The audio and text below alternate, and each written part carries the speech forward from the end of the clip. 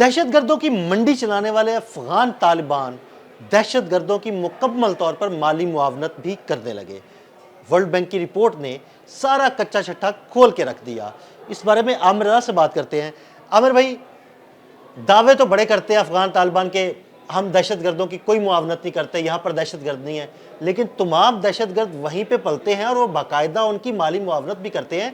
World bank की report ने भी सारे हकाइक सामने रख दिए हैं। जी बिल्कुल, आपने सही कहा दिल भाई। ये बात तो है, अरसा दराज से हम कह रहे थे कि जो माली मावनत है वो अफ़गानी करते हैं, और ये हमें लोग यहाँ पर ताने क्या देते थे कि देखें जी अफ़गानी जो है, एक अफ़गानी जो है वो डॉलर के मुकाबले में बेहतर करेंसी है। तो उसकी बड़ी वजह ये थी कि पूरी दुनिया की डोनर कंपनीज जो हैं या डोनर्स ममालिक जो हैं, जो अदारे हैं, वो इनको डोनेशन दे रहे थे डॉलर्स के नाम पर। इन्होंने क्या किया, इन्होंने एक रिपोर्ट जारी की तालिबान ने, जो कि अबूरी हुकूमत है। इसने कहा कि उन्होंने ये माली साल, जो कि अभी पूरा मुकम्मल भी नहीं हुआ, उसके पहले 7 माह में टोटल बजट का 49.9% यानी तकरीबन 50% सिक्योरिटी पे खर्च किया। सही। वर्ल्ड बैंक ने उस रिपोर्ट को लेकर, जिसमें उन्होंने 49.9% का दावा किया कि सिक्योरिटी पर खर्च किया, उन्होंने पूछ लिया कि आपने सिक्योरिटी पर क्या खर्च किया, क्या आपके पास कोई फ़ज़ाई फ़ौज है, कोई बहरी फ़ौज है, कोई बरी फ़ौज है जिसको आप चला रहे हैं। आपको पता है मुंतशर ग्रोहों और जत्थों पर मुश्तमल ये तालिबान है जो कि अबूरी सेटअप चला रहे हैं वहाँ पर।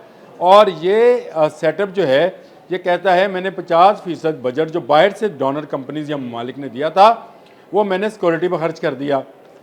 इस रिपोर्ट को लेकर इसके साथ एक और रिपोर्ट मिलाएं, वो है यूएन सिक्योरिटी काउंसिल की रिपोर्ट। यूएन सिक्योरिटी काउंसिल लिखती है अपनी रिपोर्ट के अंदर कि अफ़गान तालिबान अपने मुल्क में मौजूद टीटीपी तहरीक तालिबान पाकिस्तान की ना सिर्फ वो उनके नज़रियाती मावनत फरमाती है बल्कि माली मावनत भी करती है। यानी एक तो उनको पनाह दी हुई है, फिर उनको माली मावनत फराहम करती है, असला फराहम कर। ये उस रिपोर्ट में है, जो यूएन सिक्योरिटी काउंसिल की रिपोर्ट है, कि ये अपने मुल्क में तालिबान जो हैं दहशतगर्दों को पालते हैं, पोसते हैं, ट्रेंड करते हैं, असला थमाते हैं और दूसरे मुल्कों के ख़िलाफ़ उसे बतौर हथियार इस्तेमाल करते हैं। और ये दोनों रिपोर्ट जो हैं इस बात का बैन सबूत है कि अफ़गानिस्तान की सरजमीन, वहाँ के रियासती वसाइल, वहाँ के तालिबान जो हैं दहशतगर्दी को बढ़ावा दे रहे हैं। यही हमारा मुतालबा था। इनके साथ जो 3 मुज़ाकराती दौर हुए, हमने एक बात कही कि भाई आप अफ़गान सरजमीन को पाकिस्तान के ख़िलाफ़ इस्तेमाल नहीं होने देंगे, नहीं लिख के दिया। तो बुनियादी वजह यह है कि ये उनकी लॉजिस्टिक्स देखते हैं। लॉजिस्टिक्स से मुराद ये तालिबान जो हैं दहशतगर्दों को दूसरे ममालिक में भिजवाने का काम करते हैं, किसी के जैली पासपोर्ट के ज़रिए, किसी के शनाख्ती कार्ड के ज़रिए, कोई ये एजेंट बनाकर, जिस तरह से अमेरिका में वाक़या पेश आया है। यानी आमिर भाई, जिस तरह अमेरिका में वाक़या पेश आया और ये रिपोर्ट्स भी सामने आई, इसका मतलब है कि पाकिस्तान एक अरसे से, जो पाकिस्तान का मौक़िफ़ था कि ये दहशतगर्दी को बढ़ावा देते हैं, दहशतगर्दों को दूसरे ममालिक भेजते हैं, अब एक एक करके तमाम दुनिया के ममालिक को पता लगना शुरू हो गया। जी आपने बिल्कुल सही बात का अंदाज़ा लगाया आदिल भाई। ना सिर्फ ये अंदाज़ा हुआ कि पाकिस्तान सच बोल रहा था, बल्कि अब ये आवाज़ें उठना शुरू हुई कि ये जिस मुल्क में हैं वहाँ पर ये फसाद फैलाते हैं, जराइम करते हैं। मैंने सुबह भी जब आपके साथ व्लॉग कर रहा था तो मैंने नाम लिए थे कि कौन सा मुल्क रह गया है बाकी जिसके साथ ये उस तरह की हरकत नहीं करते हैं। जो इन पर एहसान करता है ये उसको डसते हैं, जो इनको पालता है ये उसको मारते हैं। तो ये तालिबान जो हैं अपनी सरजमीन को पूरी दुनिया के लिए एक दहशतगर्दी का हब बनाकर बैठे हुए हैं, और यहाँ पर रहकर ना चीन इनसे महफूज है, ना ताजिकिस्तान, ना ईरान, ना पाकिस्तान, ना अमेरिका, ना रशिया, कोई मुल्क, उज़्बेकिस्तान, अब नाम ले। मैं तो हैरान हूँ कि पूरी दुनिया इसको बर्दाश्त कैसे कर रही है। लेकिन इस वक्त एक होप नज़र आई है कि चीनी इंजीनियर्स के कत्ल के बाद चाइना ने कहा है कि मिलकर इस दहशतगर्दी और अफ़गान तालिबान की अबूरी हुकूमत के ख़िलाफ़ कोई एक्शन लेना चाहिए। तो ये एक अच्छी होप है कि कोई ऐसा इत्तेहाद बने जिसमें तमाम कुव्वतें बैठकर फ़ैसला करें कि क्या हमने अपने मासूम और नहत्ते लोगों को इन तालिबान दहशतगर्दों के हाथों मरते हुए देखना है या इनका कलाकमा करना है। और अफ़गानिस्तान के वो मासूम लोग जो इस वक्त भूख से बिलक रहे हैं, जिनको दिखाकर ये डोनर से डॉलर्स लेते हैं, वो लोग जो इक़्तिसादी तौर पर कमज़ोर हैं, उनको मज़ीद कमज़ोर किया जा रहा है। ये भी वर्ल्ड बैंक की उसी रिपोर्ट के अंदर शामिल है कि इक़्तिसादी तौर पर यह सूरत हाल है कि अफ़गानिस्तान के कई इलाकों में कहत साली सा समा है। यानी वहाँ पर ना खाने को अनाज है, ना इलाज के लिए अद्वियात हैं, ना कम्युनिकेशन के लिए कोई दूसरे ज़राए हैं। वहाँ से खबरें तो आ नहीं रही हैं क्योंकि तालिबान ने कंट्रोल्ड मीडिया रखा हुआ है।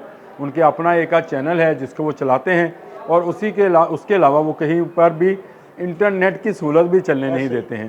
ख़वातीन के कॉलेज, यूनिवर्सिटियाँ, हॉस्पिटल्स में काम करने और पढ़ने पर पाबंदी है।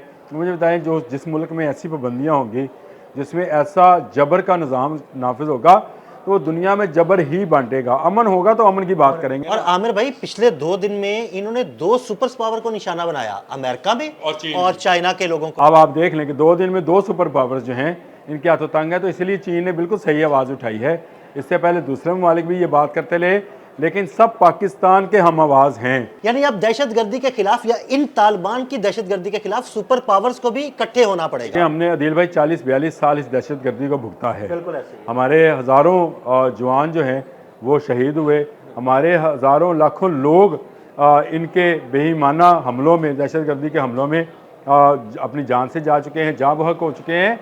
मैं ये समझता हूँ कि अब ये मौका है कि इन तालिबान से हमेशा हमेशा के लिए जान छुड़ाई जाए, एक मुनज़्ज़म हुकूमत वहाँ पर कायम की जाए जो अफ़गानिस्तान की तरक्की के लिए काम करे, ना कि ये TTP, दाइश या ISIS जैसे दहशतगर्द तंजीमों को फ़रोग़ दे, माली मावनत फराहम करे। दुनिया भी ये सोचे जो डॉलर्स आप इनको दे रहे हैं उसका 50% यानी हर 100 में से 50 रुपये दहशतगर्दी के लिए इस्तेमाल हो रहा है, किसी की सिक्योरिटी के लिए इस्तेमाल नहीं होता। और अगर ये ना हो तो ये 50% भी उन लोगों की भूख, अफलास, बीमारी पर खर्च किया जा सकता है जो इस वक्त अफगानिस्तान में एक जबर के साय में ज़िंदगी गुजारने पर गुजार रहे हैं और जिनके नाम पर डॉलर्स लिए जा रहे हैं, जिनके नाम पर डॉलर दिए जा रहे हैं, वो जबर के इस साय में ज़िंदगी गुजारने पर मजबूर हैं। उनको रिहाई दिलाना अब पूरी दुनिया की जिम्मेदारी है। बिल्कुल, बहुत शुक्रिया अनवर जी। बिल्कुल, आमिर रज़ा ने बड़ी तफसील के साथ आपको बताया कि किस तरह अफ़गान तालिबान दहशतगर्दी को सपोर्ट करते हैं और दहशतगर्दों की माली मुआवनत भी करते हैं। अदील अहमद और आमिर रज़ा को इजाज़त दीजिएगा। अल्लाह हाफ़िज़। हमने अदील भाई 40-42 साल इस दहशतगर्दी को भुगता है। बिल्कुल ऐसे ही। हमारे हज़ारों जवान जो हैं वो शहीद हुए, हमारे हज़ारों लाखों लोग इनके बेईमाना हमलों में, दहशतगर्दी के हमलों में अपनी जान से जा चुके हैं, जाँ बहक हो चुके हैं। मैं ये समझता हूँ कि अब ये मौका है कि इन तालिबान से हमेशा हमेशा के लिए जान छुड़ाई जाए, एक मुनज़्ज़म हुकूमत वहाँ पर कायम की जाए जो अफ़गानिस्तान की तरक्की के लिए काम करे, ना कि ये TTP, दाइश या ISIS जैसे दहशतगर्द तंजीमों को फ़रोग़ दे, माली मावनत फराहम करे। दुनिया भी ये सोचे जो डॉलर्स आप इनको दे रहे हैं उसका 50% यानी हर 100 में से 50 रुपये दहशतगर्दी के लिए इस्तेमाल हो रहा है, किसी की सिक्योरिटी के लिए इस्तेमाल नहीं होता। और अगर ये ना हो तो ये 50% भी उन लोगों की भूख, अफलास, बीमारी पर खर्च किया जा सकता है जो इस वक्त अफ़गानिस्तान में एक जबर के साय में ज़िंदगी गुजारने पर गुजार रहे हैं और जिनके नाम पर डॉलर्स लिए जा रहे हैं।